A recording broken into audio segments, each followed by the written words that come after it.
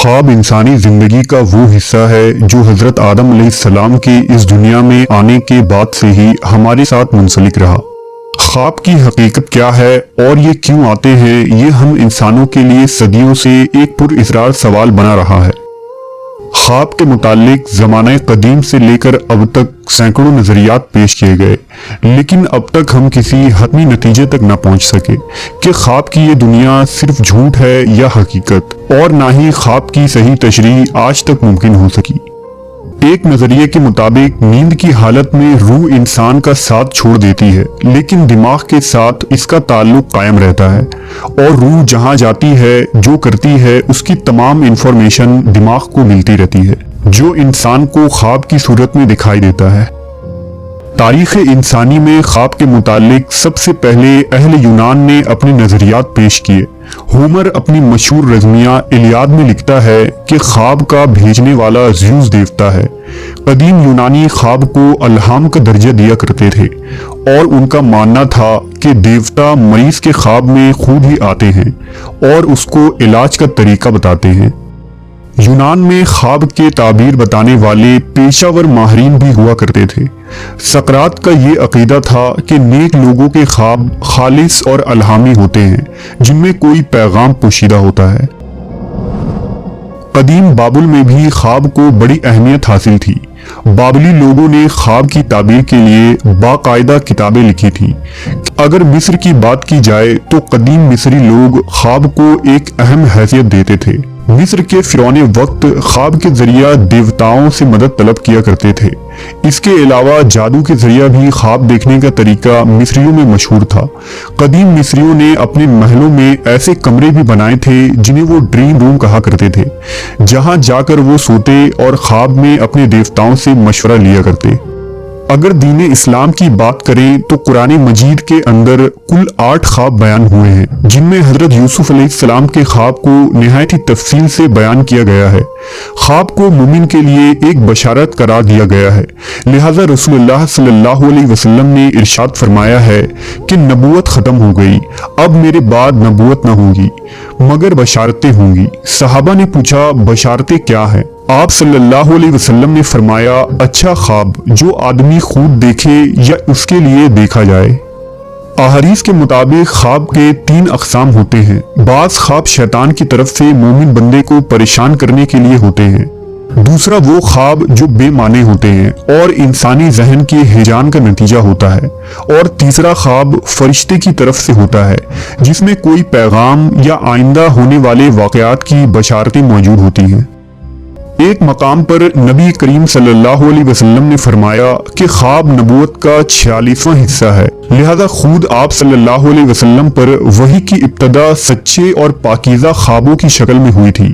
آپ خواب میں جو کچھ بھی دیکھتے وہ سچا ثابت ہو جاتا۔ خواب کی تعبیر بھی عہد نبوی میں نہایت ہی اہمیت رکھتا تھا۔ ماہرین نفسیات کے مطابق خواب کی سب سے پر اسرار قسم لیوسڈ ڈریم ہے۔ لفظ لیوسڈ ڈریم کا استعمال سب سے پہلے ایک سائیکائٹرسٹ فریڈرک وان نے 1913 میں لکھی اپنی کتاب A Study of Dream میں کیا تھا۔ لیوسڈ ڈریم کے دوران خواب دیکھنے والے شخص کو یہ پتا ہوتا ہے کہ وہ خواب دیکھ رہا ہے، لہذا وہ شخص اس خواب میں جو چاہے کرتا ہے اور جہاں مرضی وہاں جاتا ہے۔ یہ نیند کا سب سے گہرا یعنی 4th اسٹیج ہوتا ہے جب ہم گہری نیند میں چلے جاتے ہیں۔ لیوسڈ ڈریم میں ایک شخص کو اپنے خواب پر مکمل کنٹرول حاصل ہو سکتا ہے، لیکن یہ عمل ٹریننگ اور پریکٹس کا نتیجہ ہوتا ہے، اور ہر شخص کے لیے لیوسڈ ڈریم کو کنٹرول کرنا ممکن نہیں ہے۔ اسی لیوسڈ ڈریم کے متعلق ایک صحابی رسول کا مشہور واقعہ ہے، جن کا نام حضرت ابو امامہ باہلی رضی اللہ تعالیٰ عنہ تھا۔ حضرت ابو امامہ کو آپ صلی اللہ علیہ وسلم نے اہل باہلا قبیلے کی طرف دین کی دعوت دینے کے لیے بھیجا، جو ان کا اپنا قبیلہ تھا۔ جب حضرت ابو امامہ باہلا پہنچے تو لمبے سفر کی وجہ سے آپ کو شدید بھوک لگی تھی۔ اتفاقاً باہلا کے لوگ اس وقت کھانا کھا رہے تھے۔ جب انہوں نے ابو امامہ کو دیکھا تو خوش آمدید کہا۔ پھر انہوں نے ان سے کہا کہ ہمیں پتہ چلا ہے کہ تم محمد کے دین کی طرف مائل ہو کر بے دین ہو رہے ہو۔ اس پر حضرت ابو امامہ نے انہیں دین کی باتیں بتائیں اور اسلام کی دعوت دی۔ اس پر وہ لوگ بیزار ہو گئے اور انہوں نے ابو امامہ کو وہاں سے چلے جانے को कहा। आपने उनके इस रवैये पर अफसोस का इजहार किया और उनसे थोड़ा पानी मांगा, क्योंकि उन्हें शदीद प्यास लगी थी। लिहाजा उन्होंने उन्हें पानी देने से इनकार कर दिया और कहा कि जाओ, तुम प्यासे ही मर जाओ। हजरत अबू उमामा वहां से दूर चले गए। भूख और प्यास से उनका बुरा हाल हो रहा था, लिहाजा वो एक मकाम पर बैठ गए और जमीन पर ही टेक लगाकर सो गए। इस नींद के अंदर उन्होंने एक ख्वाब देखा जिसमें उन्हें दूध जैसी कोई चीज पीने को दी गई। हजरत अबू उमामा कहते हैं कि लोगों ने इससे ज्यादा लजीज कोई चीज भी ना पी होगी और मैंने वो सारी पी ली, यहां तक कि मेरा पेट भर गया। इधर जब बाहला के लोगों का गुस्सा ठंडा हुआ और उन्हें अबू उमामा पर रहम आया तो उन्होंने एक आदमी के हाथों खाने पीने का सामान अबू उमामा के लिए भेजा।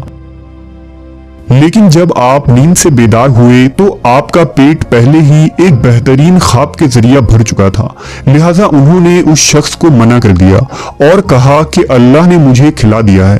बल्कि हजरत अबू उमामा ने उस शख्स को अपना पेट भी दिखाया कि मैं इतना खा चुका हूँ कि ये शिकम शेर होकर भर चुका है।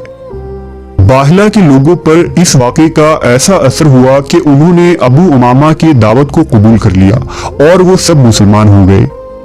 ख्वाबों की दुनिया कोई अफसानवी दुनिया नहीं है, बल्कि एक हकीकी दुनिया है। ऐसी दुनिया जिसे आज भी मुकम्मल तौर पर हम नहीं समझ पाए हैं, जहां रूहानियत और साइंस में कोई फर्क नहीं होता।